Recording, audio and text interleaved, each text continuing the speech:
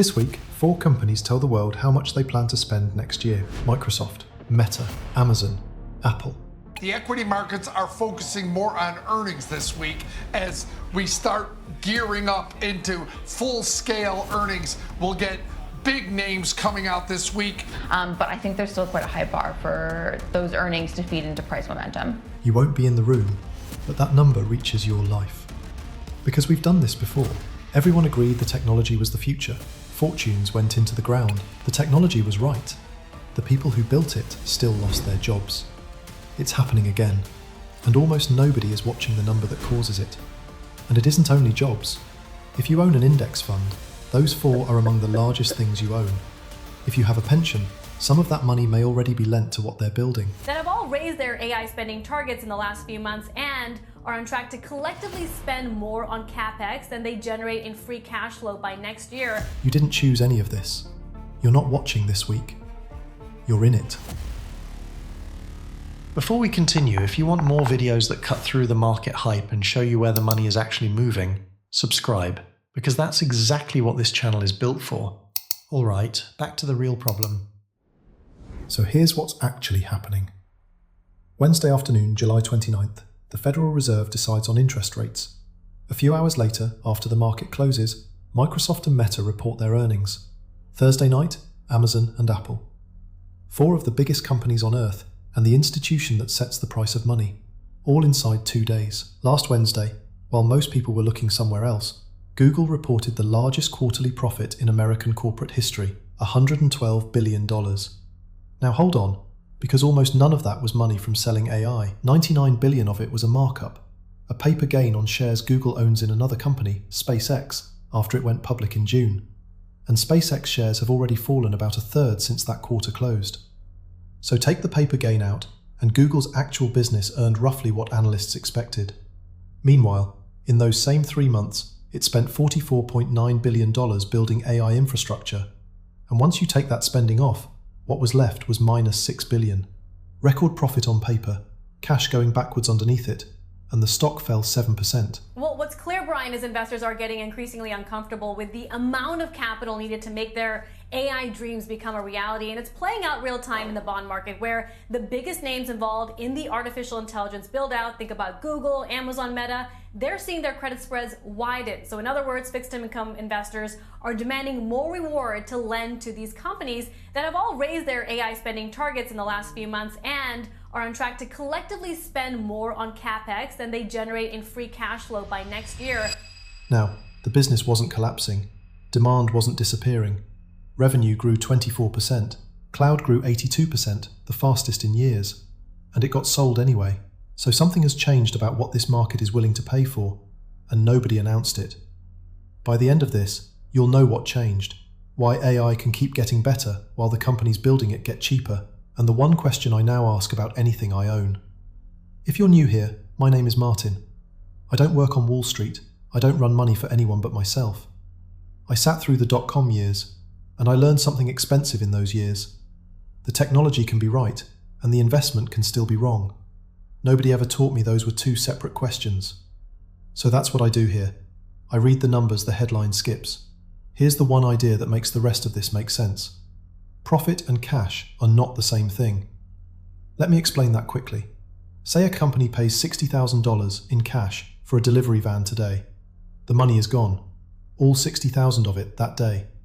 But the profit statement doesn't count it that way. It counts about $1,000 this month, then another 1,000 next month, for 5 years. So the profit line barely moves. The bank account has already taken the whole hit. The cash goes at once. The cost gets counted slowly. Remember that, because it's the whole game. Now scale that up. In the 4 quarters to March, Microsoft, Google, Amazon, and Meta bought $434 billion of property and equipment. Over the same period, the cost counted in their profit statements was about $149 billion. None of that is hidden. It's printed in the accounts. Anyone can read it. It's just that the money going out today is running about 3 times ahead of the cost being counted today. And that counted cost doesn't stay small. It's already climbing fast. Meta's depreciation on servers and networking gear went from $7.3 billion to $11.3 to $13.4 in 2 years. That's from its own annual report. And that's before most of this year's machines are even switched on. At the midpoint of their current plans, those 4 companies will spend around $725 billion this year, up about 77% from last year. And here's the detail that made me pay attention. Over the last 12 months, almost every dollar Amazon's operations generated went straight back into property and equipment. Not all of that is AI. Amazon builds warehouses too. But almost none of it stayed as spare cash. And they're borrowing on top of that. Amazon raised $15 billion in November, and almost $25 billion more this month. Now, big companies borrow for all sorts of ordinary reasons. I'm not going to pretend that's proof of anything on its own, but put it together, and one thing is clear enough. The build has got large enough that the cash the business makes is no longer the whole funding plan. And we have seen this shape before. Let me take you back to 1998. Telecom companies were burying fiber optic cable across America and Europe, and everyone knew the story. That number was everywhere. Analyst notes, earnings calls, investor presentations. In the 5 years after '96, telecom companies invested more than $500 billion, and the industry took on roughly $1 trillion of debt doing it. And here's the part that gets forgotten. In October '98, a researcher at AT&T Labs named 𝗪𝗓𝗔𝗡𝗟𝗏 went and checked the number. Traffic wasn't doubling every 90 days. It was doubling about once a year. Still enormous growth, just nothing like enough to fill what was being built. He published it. Nobody listened. From predictions of more than 20,000 people at the moment, we only have 5,000 subscribers on 4 networks. By the year 2000, we predict there's only going to be 280,000 subscribers to Telepoint in the UK, and that's barely enough to support one operator. WorldCom was still quoting the old figure 2 years later. Then the money stopped. WorldCom went bankrupt. Global Crossing went bankrupt. Around $2 trillion of telecom market value went with them. Corning laid off 16,000 people. And now the part that matters most to you. The demand did eventually arrive. A great deal of that cable is carrying traffic today. The internet became enormous, exactly as they said it would. It just took years longer than the debt could wait. The technology worked. The companies that bet everything on building it didn't. And this is where it reaches you. 2 ways, and one of them most people have never checked. The first is obvious. Those companies are the biggest holdings in the funds that track the S&P 500 and the NASDAQ. If you own the index, you own this build. The second is the bonds. When these companies issue debt, it's ordinary investment-grade corporate paper. It doesn't sit in a vault somewhere. It gets bought by bond funds, pension portfolios, the safe half of a target date fund. So if you hold one of those, there's a decent chance some of your money is already lent to this.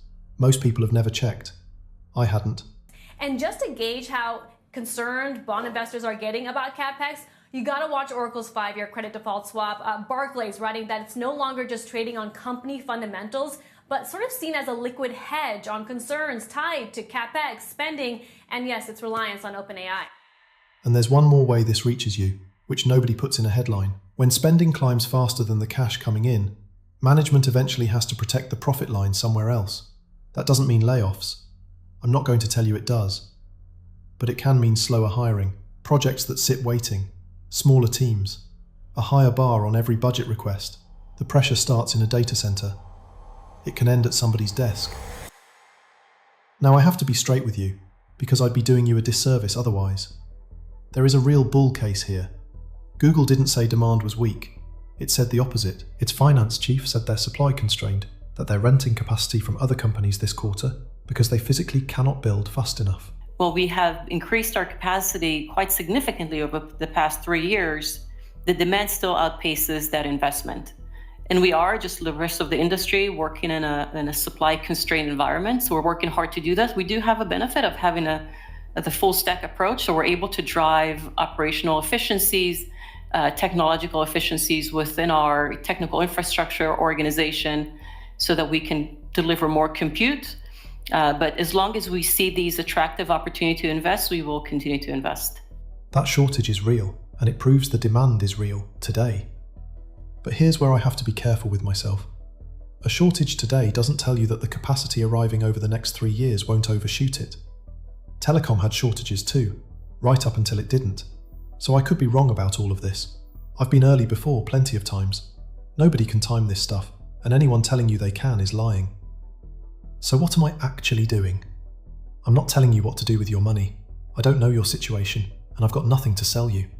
But here's my plan. I've stopped asking whether AI works. It works. That question is settled. I ask one thing instead. Is the growth paying for itself? Not, is revenue growing? Revenue is growing everywhere. Is the growth throwing off more cash than it eats, or less? Google grew revenue 24%, and after the building was paid for, it was $6 billion short. That's a company whose growth isn't paying for itself yet. It might. That's the entire argument.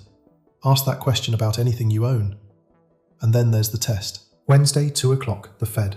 Most expect to hold, but oil crossed $100 last week, and the odds of a rate rise are now about 1 in 3. And that's the Fed's real job in this story. Big tech tells us how quickly AI turns into cash. The Fed decides what you can earn while you wait. The longer the wait, and the more you could have earned somewhere safe, the less those future profits are worth to you today. Then, after the close, Microsoft and Meta report. Amazon and Apple the following night. Watch the pattern. Not any single one of them. If they raise spending and get sold anyway, the way Google was last week, the way Meta was back in April, then this isn't one bad reaction to one company. It's a new rule spreading. And if they raise spending and get rewarded for it, then the old rules are still holding, and I'll come back here and say so. Either way, you'll know more by Friday than any forecast could have told you. So let me bring this home. The cash goes at once. The cost is counted slowly. The bill has already been signed, and it doesn't care whether the revenue arrives on time. You own the companies paying it, and through a fund you've probably never opened, you may have helped lend them the money. None of which means AI fails. That's the part I want you to sit with. The fiber worked. The internet became everything they promised. The companies that paid to build it just didn't last long enough to collect. The danger here was never that AI doesn't work. It's that it works on a slower clock than the money that paid for it. You're not watching this week. You're in it. If you enjoyed this video, hit the like button, subscribe, and I'll see you in the next one.